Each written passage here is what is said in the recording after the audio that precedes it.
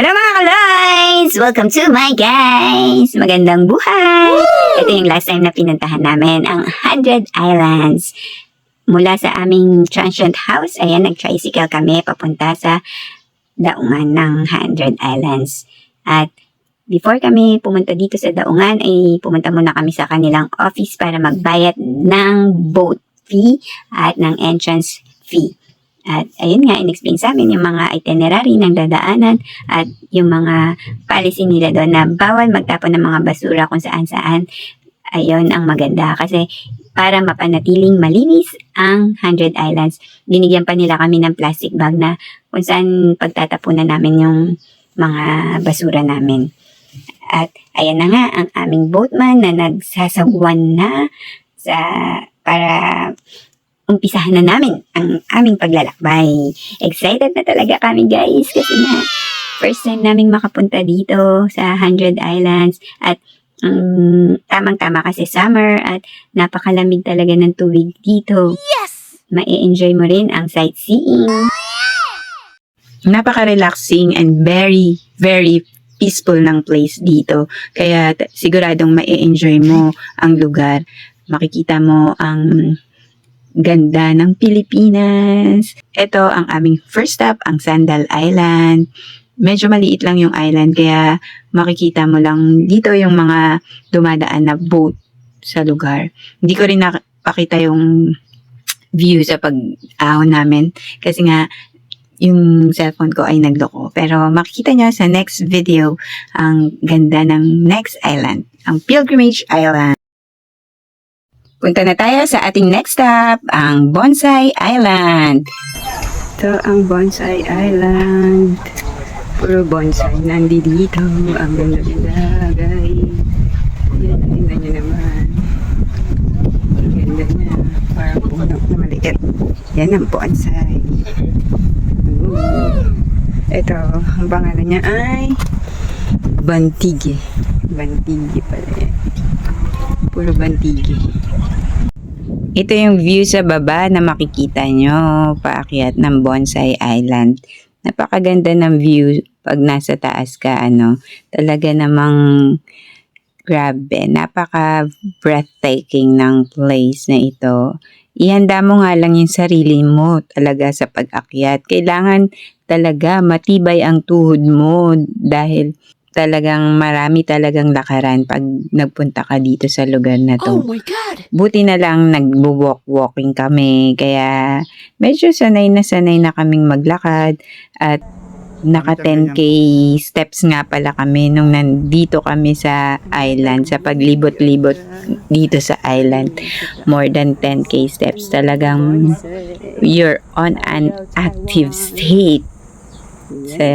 Kaya ihanda mo talaga ang iyong sarili kung gusto mo talagang magpunta dito. Or kung hindi naman, doon ka na lang sa baba, mag-swim ka.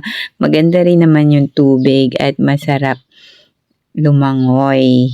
Yun, pag may kasama kang bata, doon ka na lang talaga sa baba kasi mahihirapan din yung mga batang umakyat-akyat dito. Pero kung active naman ang yung kids, why not, 'di ba? Ang ganda din talaga ng place na mai-enjoy din nila kung mahilig talaga silang umakyat-akyat. Kailangan nga lang ingatan ang mga bata. Ito ang Balite na napakaliit. Kasi nga Bonsai Island ito, guys. Kaya mai-enjoy nyo ang mga maraming plants doon kung ikaw ay plantita. Ayan, katabi ng island na ito ay ang Pilgrimage Island. Ayan, meron ditong Station of the Cross. Kaya siguro tinawag siya na Pilgrimage Island kasi tuwing Holy Week, meron dyan marami sigurong mga nagpupunta dito para mag-Station of the Cross. Ayan, ang island na ito. So breathtaking din talaga lahat ng island. Ito yung mga isa sa pinakamalaking island. Ang Pilgrimage Island. puro akyat-akyat lang talaga guys. Kaya talagang super pagod talaga. Pero sulit naman ang lahat ng yung pinagpaguran. Ayan ang malaking statwa ni Jesus. At ayun sa kabila si Joseph. Bago ako sumakay nag 360 views muna ako ng place. At ayan na nga, papunta na ulit kami sa next island. Guys, huling sulyap sa island na to habang kami papalayo. Kasi bawal nang bumalik sa island kapag ikaw ay nakaalis na. Ayan na, next island guys. Mga kaloys, ito ang Cuenca Island.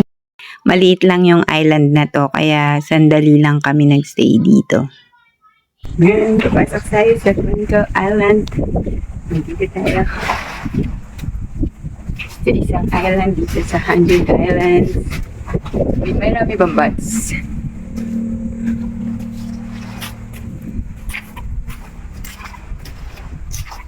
We will explore. Maliit lang tong cave na to.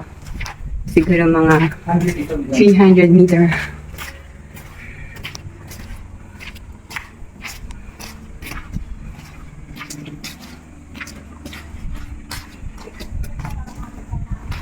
Kailangan mag-ingat kasi mabato, matatalas. Pwede na daw maligo dito sa lugar na to.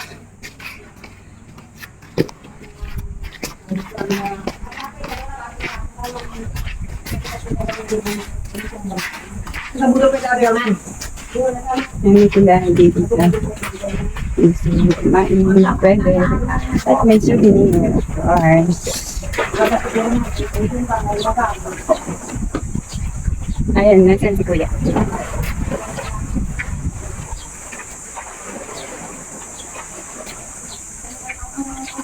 Siyempre, pictorial muna.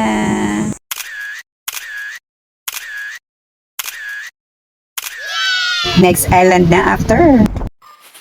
Ito ang Children's Island guys. Hindi na kami bumaba dito kasi nga sabi ni Kuya, pang bata daw. And akala namin mauubusan kami ng time sa ibang mga island. Kaya nagpa siya kaming hindi na bumaba. Yung pala marami pang time after kung sightseeing lang ang gagawin mo at hindi ka maliligo.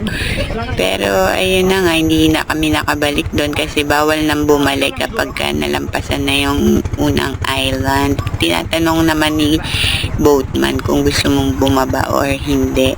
Dito sa Clave Island, bumaba na rin kami dito.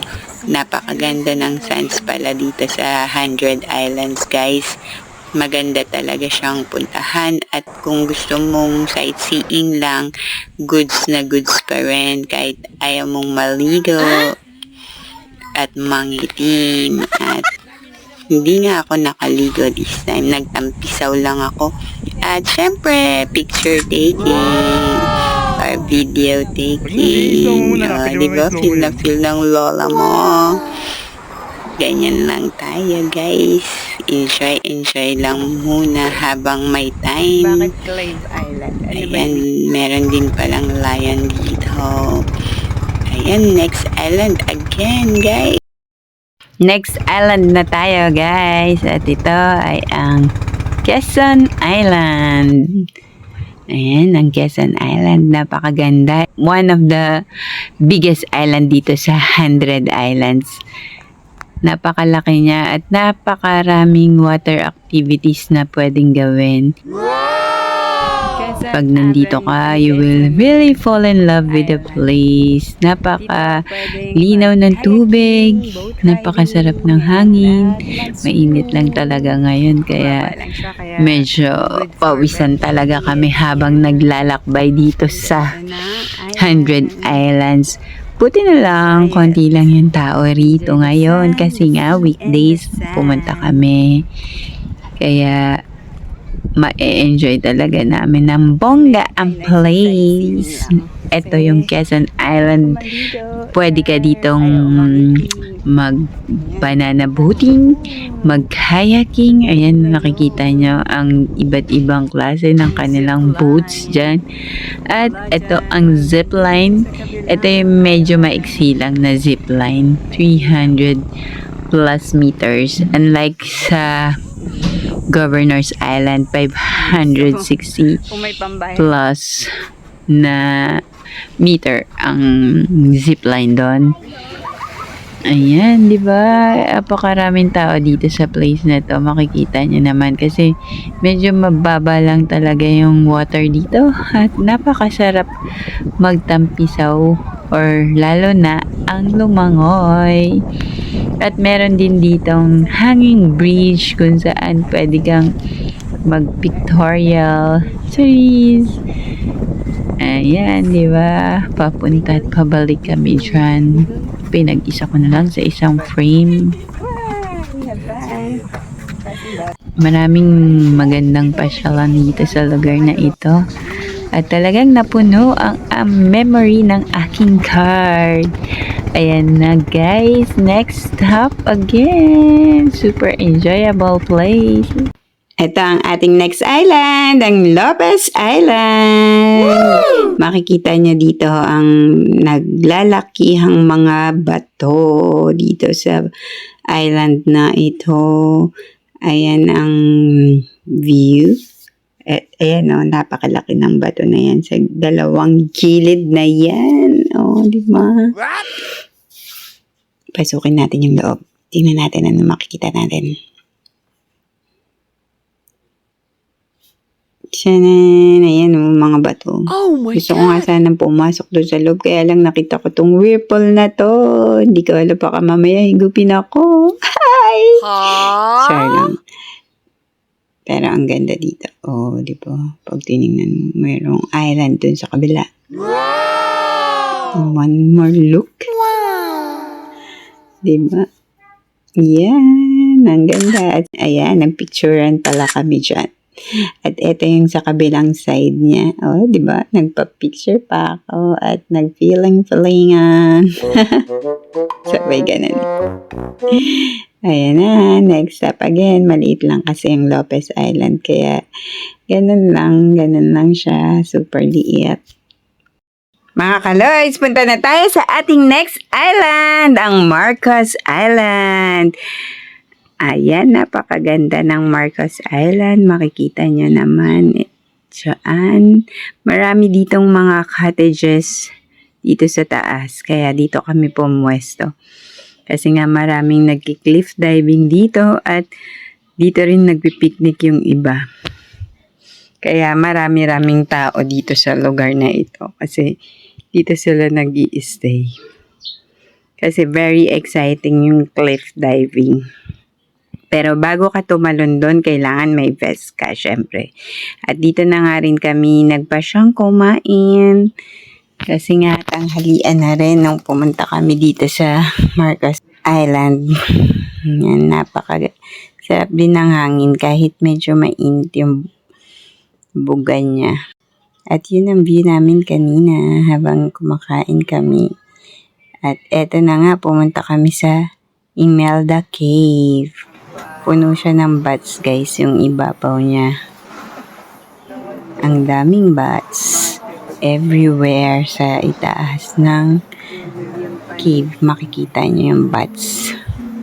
Ayan, bumaba lang kami ng konti kasi hindi naman namin planong mag-cliff diving. Kaya, ayun, umalis din kami kagad. What's up mga kaloys? Nandito tayo sa 100 Islands at ito ang Governor's Island. Medyo mahirap lang umakyat dito sa Governor's Island. At alam nyo ba kung ilan ang steps dito? 250 steps lang naman guys. Ilang floor kaya yun guys? Nandito kasi yung viewing deck ng 100 Islands at matatanaw mo ang 180 degrees na sa palibot nitong 100 Islands. Makikita natin kung gaano kaganda ang 100 Islands dito. Ang napaka-breathtaking ng views pagdating sa taas. Pero ayun nga, kailangan mo munang paghirapang akyatin itong mabatong daan na to. Dito kasi kami sa side na to, dinala ni Kuya. Pero I think mas madali yung akyatan dito sa kabilang side na yan. Yung meron diyang mga tao dyan sa gilid. Doon sa kabilang side nila. Doon, makikita mo, napakaganda at napakadali ng daan doon. Kaysa dito sa dinala sa amin ni Kuya na aming boatman. Ewan ko ba dito kay Kuya? Ba't dito kami niya dinala? Gusto niya yata kaming mahirapan sa pag-akyat. Ang hirap-hirap umakyat guys kasi nga napakainit at nung pumunta kami dito, halos katanghali ang tapat, mga 1 o'clock. Ito yung last stop namin na binabaan namin na island. Dahil eto na lang daw ang natitira. Nagulat pa nga kami kasi hindi namin alam na ito na yung last kasi meron pang I think yung Mayor's Island pero hindi na nga namin napuntahan kasi nga nandoon daw si Mayor. Bawal pumunta pag nandoon si Mayor. At ito na nga guys, makikita niyo na kung gaano kaganda ang 100 Islands. Nagulat pa nga ako. Look at my reaction there. Sobrang ganda guys. Iba talaga ang ganda ng beach dito. Makikita niyo yan ng 180 degrees. O, kinuhanan ko pa nga yung 360 kasi nga gusto kong makita nyo kung gaano talaga kaganda itong island. At pwede kayong pumunta dito guys anytime. Buti na lang yung pumunta kami ay weekdays na. Konti na lang yung tao. At ayun nga, tiniis talaga namin yung init dito. Kahit sandali lang kami ay nakakahila talaga yung init. Kaya, pero nag-enjoy talaga namin yung view dito. Sana lang lagyan nila ng bubong dito. I don't know bakit wala silang bubong na nilagay dito para magtagal ang mga tao. At eto naman ang munting cave nila dito sa Governor's Tribe. Ay, Governor's Island pala. Sorry naman. Sanay ako sa Dasmariñas. Sa Cavite, Governor's Drive. Pero yan, meron sila dito ang Governor's Island. Ito guys, ang zip line mula sa Governor's Island papunta sa Virgin Islands. Yan yung pupuntahan natin na next island. Pero hindi na kami bumaba dito. Sinidip lang namin. Medyo pagod na din, kaya napagod na talagang maglakad-lakad. Ayan ang view sa Virgin Islands. Maganda rin siya at malinaw din yung tubig. Medyo mababa din yung pwesto dito at wala masyadong tao. Kaya kung gusto nyong masolo ang lugar, ayan, dito kayo pumunta sa Virgin Island. Konti lang ang nagstay dito kasi wala masyadong activity. Pagkagaling mo dun kasi sa Governor's Island, dito ka babagsak. At ito naman, sinidip din namin tong island na to, yung Braganza Island. Hindi pa daw siya open to the public. Kaya, kasi mataas yung lugar na yon guys. Ayan na, tapos na rin sa wakas ang aking vlog at ang aming island hopping sa 100 Islands. Tapos ko na din sa wakas ang pag-upload nitong video na to. Super adventure ang naranasan namin dito. Napaka-sarap ng feeling na makapag-relax at makapag-enjoy kahit man lang isang araw. Isang araw lang namin siyang nilibot. Pero actually, pwede kayong mag-overnight stay here.